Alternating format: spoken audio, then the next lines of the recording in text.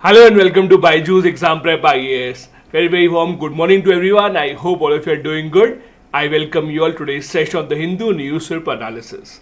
Rather, you should be the one welcoming me. I'm here after a long time. I hope your preparation is going right on track and I hope that you're all set to write the Prelims examination on 16th of June.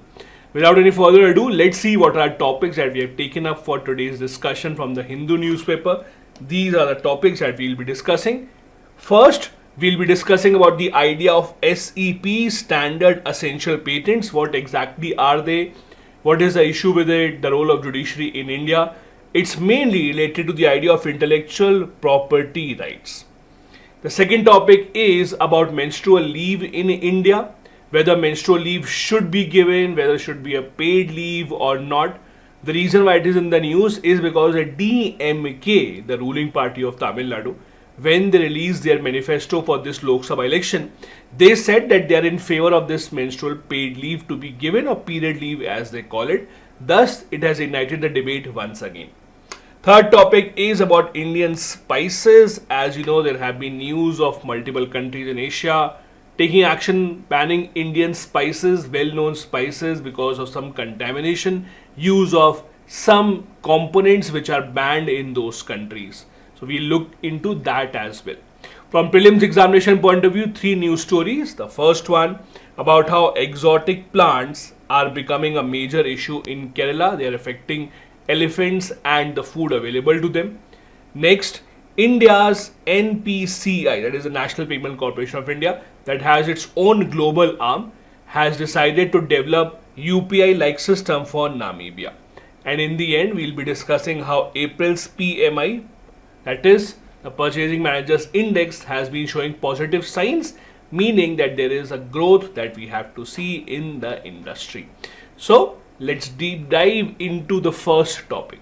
The first topic is about standard essential patents. Now, before going deep into it, let's understand the idea. What are standard essential patents? What do they mean? So basically, this refers to telecom industry. Now, in telecom industries, there are certain technologies that almost all the devices use. For example, whichever mobile phone you have, all of them will most probably have the Bluetooth. Whichever mobile you have will most probably be able to work on a Wi-Fi, right? Doesn't matter which company's SIM card you buy. So you can buy SIM card of Jio, you can buy SIM card of Airtel, you can buy SIM card of Vodafone, Idea, VI or BSNL. Whichever SIM card you buy, you just put it in your mobile phone, it starts to work. Meaning that all the devices, most of them rather, are working on the same technology, right? If one mobile phone is making the Bluetooth receiver in such a manner that it is able to receive file from other mobile phone, means all the mobile phones are working on the same technology. There are some set standards for Bluetooth, there are some set standards for Wi-Fi, there are some set standards of how big the SIM card will be so that it is compatible with everyone. Now, these global standards mainly are called standard essential patents. For example, I'll give you an example from some other field. Let's say that I have to launch a new company that makes toothpaste. Now, if I have to make a toothpaste, and let's assume one company has already patented the structure of the toothpaste. Now, if I have to make toothpaste, I have to take permission from that company. Otherwise, I will be violating their patent because they are the ones who can make this toothpaste like shape. So I have to pay them money. Only then they will allow me to make my own toothpaste. Similarly, what happens in this telecom world is, if I have to, let's say, make a mobile phone, then I have to first give some money to those companies who hold the patents of these technologies. Companies who hold the patent of how a Bluetooth can be made. Companies who hold a patent of how a Wi-Fi technology can be made. If I am a mobile phone manufacturer, I have to pay them money. Now the problem here is those companies, the big companies that hold these patents, can obviously use it to their advantage. They can either deny me the use of this technology, or they will put a large fee on me which I can't afford. This becomes a problem. So the idea of this article is that basic technology that has to be used by every phone manufacturer or telecommunication manufacturer, which is a part of standard essential patents, it should be freely available for everyone. If there is a royalty fee that the company has to charge, they should charge it at a lower level and they should not charge an exorbitant fee. That is the entire idea. Now, as per the author, this is something that is not happening in India. In India in the past, many Indian companies, and there are examples also, companies such as, let's say, Micromax. Now, I don't know how many of you in this generation have even heard of Micromax. So Micromax, about a decade ago, they became a pretty good brand. They were one of the first Indian mobile phone manufacturers. They manufactured most of that in China, then they brought it tagged with the Indian brand name, then they used to sell it. But unfortunately, they declined and they're almost down to zero now. You don't see a lot of visibility of Micromax. Now, the reason for that is when Micromax was making its mobile phones, they had to use some technologies whose patents were owned by Ericsson. Now, this Ericsson company demanded a large fee from Micromax to make their mobile phones, which they could not afford to pay. The matter went to the judiciary. It went on for years and years. And trust me, this matter, it has been over 10 years. It is still pending in the courts. So the problem here, as per the author, is judiciary in India has to play a much more active role in resolving these disputes. If the judiciary does not play an active role, the result will be that small companies will not be able to survive and small companies will not be able to work with these technologies which should be freely available to everyone. As I said, standard essential patents are those technologies which are available worldwide. 5G, GPS, USB. For example, you can take any USB charging cable, it will fit into your mobile phone. It's not that every mobile phone has a different type of a port. Most mobile phones have the same kind of port. You call it type C, you call it type B. All those things are standard so that everyone is on the same page. Those technologies are also, or those patents are also owned by some companies. These companies are the ones that have a very big hand. For example, Nokia. Nokia also holds certain patents. Nokia and other companies keep on saying that no, we are in favor of everyone using these technologies. We don't want to keep it restricted to ourselves. Nokia, for example, says we support FRON. FRON means fair, reasonable and non-discriminatory use of technology. It's a worldwide phenomena that these are disputes that happen in different companies where one company tries to use technology of the other company can deny them or can charge a very high fee. Now, one of the problems here is there is no set parameter of how these different types of protocols will be set around the world. For example, who decides how Bluetooth will work? Who decides how 5G will run? Who decides how 6G will run? What will be their standard protocol? What exactly will be their standards of operating? There is a very opaque model. There are some big companies around the world that are the leaders in this part. They come together, they decide all these issues rather than being a democratic process. Now, because India does not have any big telecom manufacturing company as such, we don't have any company in India that manufactures a lot of mobile phones and sells it to the world. That is why India does not really have a big say in this. There are some handful of companies that usually have this almost a monopoly over setting the standards of telecommunication around the entire world. Nations such as India do not really have a big role to play. Now, this is where it becomes problematic because big companies, and take an example of Qualcomm. Big companies as Qualcomm that hold a lot of patents, they then use these to block the growth of other smaller companies by refusing to let the patents be shared, by refusing to let the other companies use it. There are many other nations that have imposed huge fines on Qualcomm. For example, China, South Korea, Taiwan, all of these have imposed fines of billions of dollars collectively on companies such as Qualcomm. While in India, the judiciary itself is not acting in a quick manner in order to help our own companies. This is the example I was talking about. Micromax complained to the Competition Commission of India. Then the matter went to the court because Ericsson said that the court should decide it. Ericsson said that Competition Commission of India should not decide. The matter is still pending at the Supreme Court level. In fact, when the hearing was going on, Micromax argued that by the time the decision comes in that time period, at least allow us to make mobile phones. Delhi High Court said, we will only allow you to make mobile phones during this period of hearing if you deposit some money. So that in the end, if the decision is against you, you can pay this money to Ericsson. But that deposit money was also worth crores and crores. These are the kind of litigations that led to the decline and almost closure of companies such as Micromax. That is why in India, manufacturing is extremely difficult. Doesn't matter, the government can come up with many policies of Make in India, many single window clearance policies, but everything has to go right for them, including the judiciary as well. And this is where the problem is. The court has still not taken a final call on this matter. On the other hand, look at some of the other countries. Look at Europe, for example. Europe has already enacted laws to regulate the use of these kind of protocols. India is lagging behind. India, as we discussed, does not have much of a say essentially in deciding these patents. Thus, we should be more active, because what India has to understand, and we do, while the other countries around the world may have a strong point in technology, but India's strong point is always market. We are such a huge market for companies around the world that if we demand something, if we demand to have a place at the high table, the companies will have to agree to it because they want to cater to India's market, and this is something that India needs to change.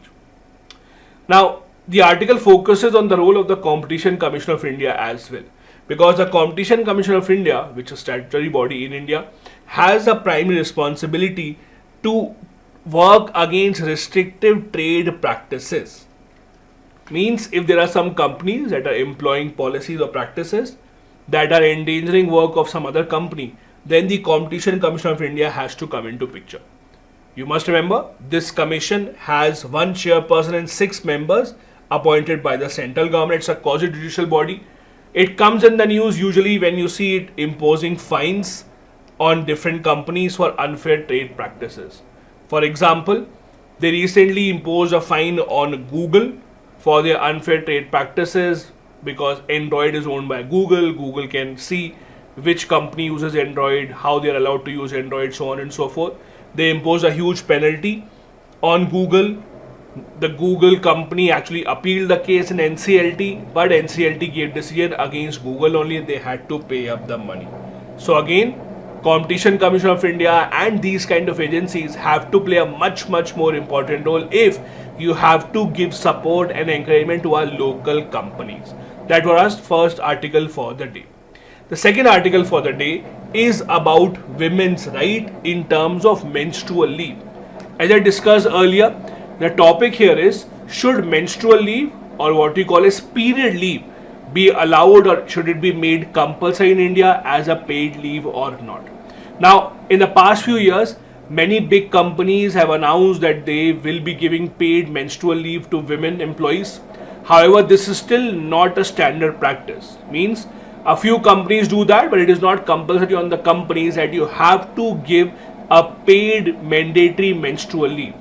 Now, the reason why this is in the news is that the DMK, the ruling party of Tamil Nadu, that is, they have announced in the election manifesto that if we come to power, or if our coalition rather comes to power, we will be announcing a paid menstrual leave for all the women employees and also the women who are studying in colleges and in school after a certain age. Now, this is not the first time that this particular topic has come in the news. In fact, there have been multiple attempts in the past to ensure that there is a law made on menstrual leave. For example, in December 2021, there was a private member bill introduced. The bill said that there should be a paid menstrual leave given to women after a certain age. It also talked about paid leave for up to 3 days. Apart from that, it talked about the fact that all the girl child over class 8 deserve this leave. It talked about a 30-minute rest time period also for employees or workers. It talked about the right to menstrual hygiene, etc. This is not the only time that such a bill was introduced. Similar bills were even introduced in 2017, 2018, 2022, but they could not pass. Now, in fact, the big two political parties at the national level, BJP or the Congress, none of them have in fact written this in their manifesto this time around in this election. Now, the interesting part is that if you look at state-wise, there have been some states that have taken a step ahead in this direction. And even if you look outside India, many other countries have done the same. Look at Kerala, for example. Kerala, as back as in 1912, understood the concept of period leave and allowed it during the examinations. Kerala even encouraged the use of menstrual hygiene products and made them available for students as well. Bihar, in 1992, allowed the government employees especially 2 days of menstrual leave. Now, most states in India don't have this concept. And in fact, most developed countries also don't have this concept. If you look around the entire world, countries such as Japan, Indonesia, South Korea have this, but most European countries don't. In Europe, mostly Spain and Sweden are the ones that have this provision of paid leave for women, those who are in their menstrual cycle. But most developed countries also have given a blind eye to this idea. Now, International Labour Organization, the WHO, many of them have spoken up about the need for having women at the equal level, and the correct way to do that, or the important step towards that, has to be to ensure that they are given 1 or 2 days of paid leave on the menstrual cycle whenever they want to take it.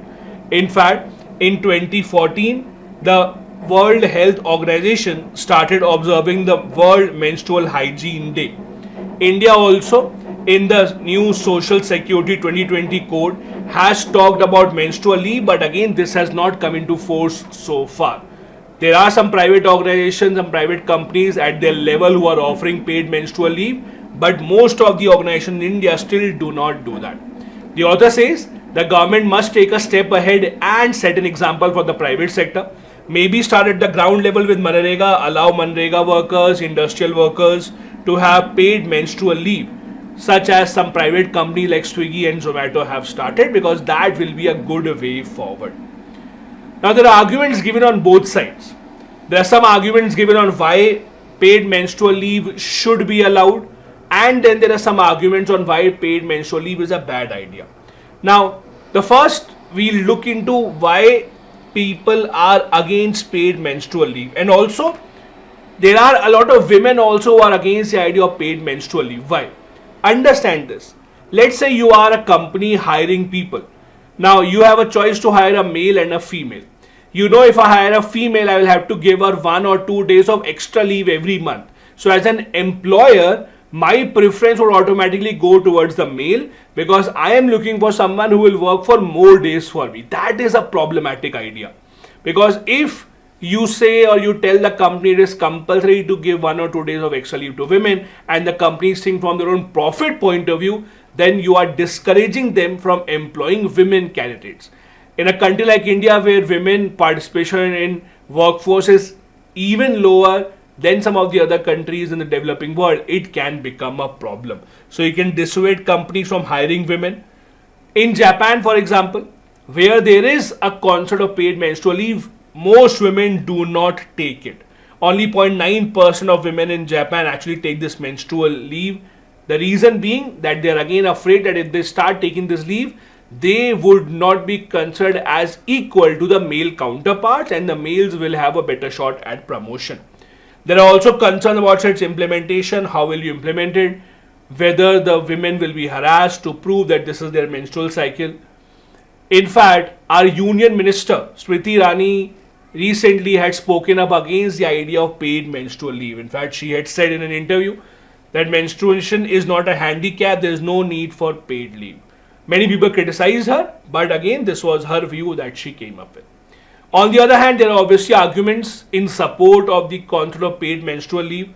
For example, the reason being that there are a lot of installation in India, be it companies, be it education institutions, that don't have proper segregated places for women to, let's say, use sanitary products to take care of their sanitary hygiene during their menstruation period.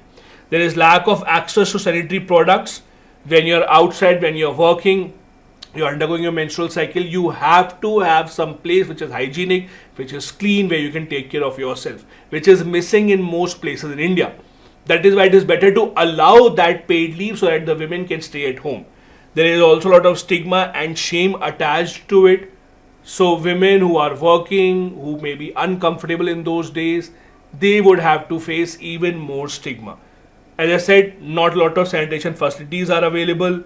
And then there are obviously cultural religious practices. A lot of cultures, for example, say that when the women are undergoing their menstrual cycle, they should not enter kitchen, they should not do this, they should not do that. So when all these kind of practices are associated with the menstrual cycle, why not just allow the women to take rest for 1 or 2 days? These are arguments in favor of getting a paid menstrual leave. The third article that we have is about Indian spices. Now, in the past few years, we have seen a lot of Indian exports to the other countries which are not bringing a good name to India. Go back many years, India used to export a lot of mangoes to Europe, US. One of those days, there was a fruit fly that was found in mangoes in Europe, and then they banned the import of Indian mangoes. This is not an isolated incident. There have been concerns about the quality of Indian exports, products that go to other countries.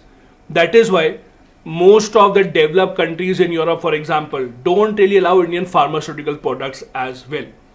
Now, the recent incident in that cycle is Indian spices, Indian spice companies, MDH, Everest, etc., which have been cited as using materials or components which are banned in countries such as Singapore, Hong Kong, and the US. Now, that has become problematic. This is not the first time this has happened. A lot of Indian products, in fact, are banned in the US, and there's a long list of it. For example, cumin, nutmeg, ginger, fennel from Ramdev food products. From MDH, a lot of their spices have been banned with reasons for rejection.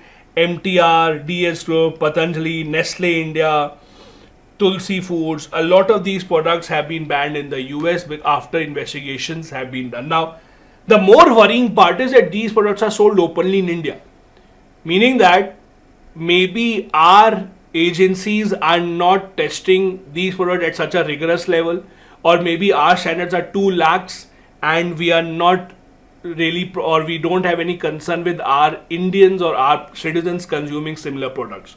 At least 5 countries, Singapore, Hong Kong, US, have announced investigation into these spices. Why? Because apparently it has been found out that they have a component called ethylene oxide. Now, ethylene oxide is allowed but only in a very, very small quantity. It is used as a food stabilizer which elongates the life of the food. For example, the spices that you keep in your cupboard, in your fridge, they have a long life because of this ethylene oxide. The problem here is when you use it in more than the permissible limit, it becomes a very, very problematic thing. Now, India's spices export industry is big, so any dent in this industry will be a major dent for India. Top 3 importers of India's curry powders and mixtures in 2022-23 year were the US, UAE, and UK. And then overall, if you look at all the spices, China, US, UAE, Bangladesh are the ones which import most of Indian spices. Now, the concern is that this ethylene oxide or ETO, actually that is also used as a pesticide. It's a colorless gas that is also used to sterilize medical devices. It is used as a chemical in different industries. In the spice industry, it reduces microbial contamination and it increases the storage life. Now again, it is not completely banned. It is allowed up to a certain quantity, but these spices were found to have this component in more than the prescribed quantity. Now the problem is that this gas in the long run may leave a residue which can cause even carcinogenic compounds to form. Carcinogenic means those compounds that can cause cancer. One of the compounds that it can actually convert into is ethylene glycol. Now this is the big problem. Ethylene glycol is the same component that was found in Indian cough syrup that led to over 300 children dying in Cameroon, Gambia, Indonesia, Uzbekistan, etc. And that is why European nations, especially US, that have a very strict standard when it comes to anything that they eat, they have banned the use of ETO and also flagged the fact that ETO is found in Indian spices. What has India done? Obviously, we have launched our own investigation. We have a government agency called the Spices Board of India that is responsible for expanding the growth of Indian spices, encouraging export, helping the exporters to find new avenues, etc. They have launched investigation into it. They have announced that there will be mandatory testing of all the consignment that are shipped to Singapore and Hong Kong. They have taken up products from our Indian local market as well. But again, the problem is, it's one thing to say that yes, it should not be exported, it brings a bad name to India. But the other way to look at it is, it only makes news when some foreign nation says that something is wrong in your product. The same product is consumed by the Indians as well. But when our people or when our citizens consume the same product, their quality does not really matter as such. It becomes a big news only when the foreign nations say, oh, this is bad. Now, this is something that we need to look into. Why is it that we are more concerned about the safety standards of other countries and not our own? That is a big question. The impact can be huge because India is well known for spices around the entire world. In fact, India's colonization or a lot of travelers came to India in search of spices. So over here, the fact that India's spices are being called into question is a big question mark on India's quality concern. Our export, which is of spices, which is over $2 billion, can have a major impact, especially if Europe and US decide to go on similar lines. So we have to take some steps very urgently. Now, the government of India has been trying to promote spices for a very long time through various methods. For example, the government of India, as we discussed, has a Spices Board of India that connects importers and exporters. They support the exporters to adopt new processing technologies to match the standards of European countries. We also have Spices Park. The Spices Board of India, they have launched about 8 specific spice parks in different parts of the country to facilitate the farmers also, to ensure that there is an entire supply chain which is available to them. We have a spice complex in Sikkim also to give financial assistance to the farmers in the state who are looking to go into farming of spices. We also have the Codex Committee on Spices and Culinary Hubs, which again works along with WHO to ensure that international food standards are followed. India rather is a member since 1964. But even with all of that, it has been found that maybe the standards are not acceptable in most of the countries around the world. These are the articles from the mains examination point of view. Now, from the prelims point of view, the first news story. In Kerala, it has been found out that exotic plants are creating a big problem for wild animals. Now, what are exotic plants? Exotic plants or exotic species means those plants or those species that do not belong to that area, that have been brought in from outside, either intentionally or unintentionally. Now, what these plants do is they take up a lot more nutrients from the soil, not allowing nutrients to be passed on to other plants, other products, and then the animals that eat those plants, they then have a lack of things to eat. So that becomes a problem. So exotic plants may create a problem with availability of other local plants by taking up their nutrients. Exotic plants may also block the passage of the animals in these huge wildlife sanctuary and national parks. That is becoming a problem here. So it has been found out that the Kerala forest officials are concerned with the growth of these exotic plants in the forest areas in Munnar specifically, and that is why they are now looking to curtail and identify these exotic plants and bring them out. Now, in these kind of news stories, rather than remembering this entire fact about Munnar, it's important to understand the problem that is faced with exotic plant as such. As I told you, exotic plants are those which don't belong to that area, which are not indigenous to those areas, that are grown there either intentionally or unintentionally. How do they impact? They increase the water demand of the region. They have a knockout impact on the lifestyle. They might have other problems such as the blocking the way of wildlife, and thus overall it creates a big problem. Now internationally also it's a well recognized issue of exotic plants and even invasive species. Again, invasive species along with plants can also include animals or fish that don't belong to a certain area. When they're introduced in that area, they may harm the entire food chain, and that becomes a big problem. Thus, there are international frameworks, international conventions that have been passed to tackle this problem. We have the Montreal Global Biodiversity Framework that commits to the reduction of rate of introduction of invasive alien species by at least 50% by 2030. We have Convention on Biological Diversity.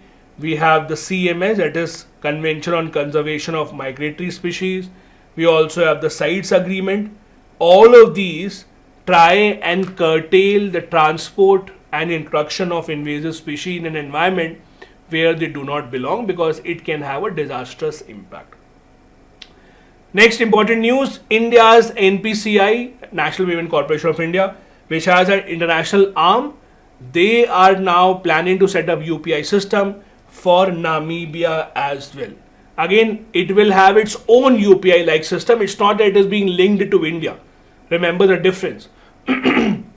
Like with France, we have linked the system. So if you are going to France, you can pay using our own UPI.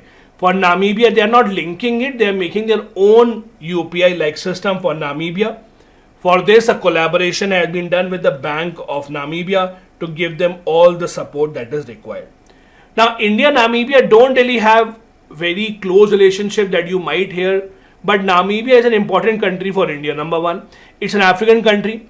India wants to expand its outreach to Africa.